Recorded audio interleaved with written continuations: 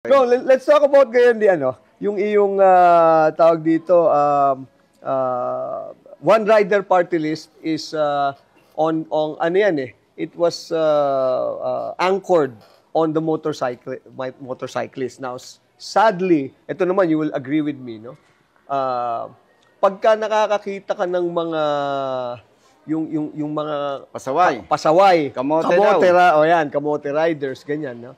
Lalapit sa iyo. And alam mo in your kindness and goodness of hearts, no? And even with the technical way of riding, na mali sila. What do you do? How do you handle it? Na para bang kitang-kita mo mali eh. Boss, bago kita sagutin diyan. Oo.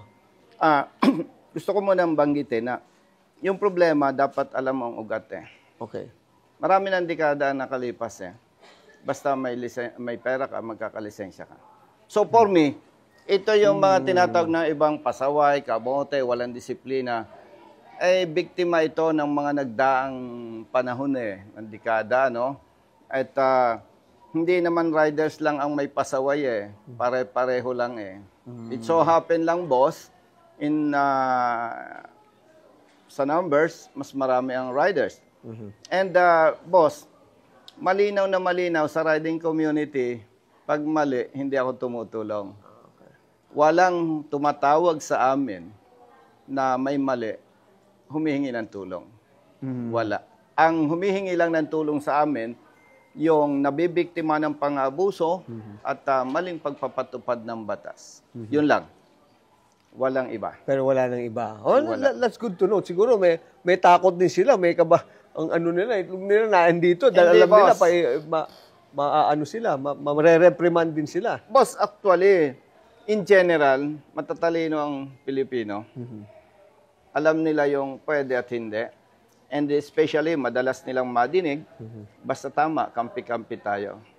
Naintindihan nila yun eh. So, walang mga lumalapit na mali, hihingi ng tulong. Yes, boss. That's good, that's good. Oo, kasi ang dami ng ano eh. In fact, makikita mo nga, kung di mo, miski sa nalulungkot ako for this kasi kaya ako very giving, no? Especially do sa mga what we call the kamote riders. Very giving ako diyan. May mga kapatid kasi ako na nagmomotor. May mga staff ako nagmomotor, no? Yung akin nga si Arvin nga yan, may motor. Oh.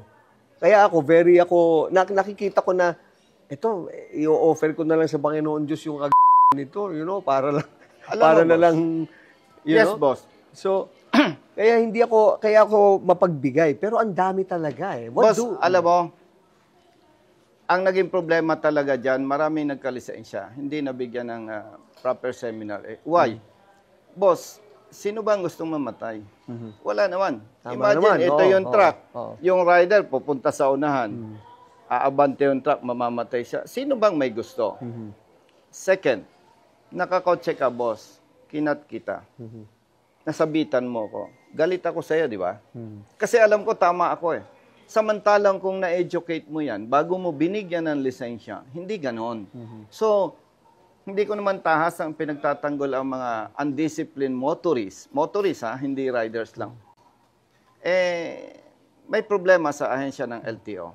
Even before. And in fairness naman sa LTO ngayon, may nabasa ako, boss, article. Meron silang under investigation na 180 na accredited training school. Why?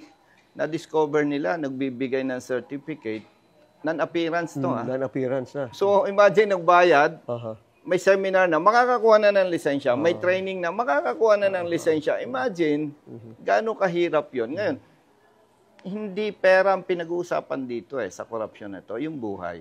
That's why, kaya nga tayo may advocacy. Alam natin, boss, pag namatay yung tatay or nanay sa isang pamilya, miserable ang buhay na nung That's correct.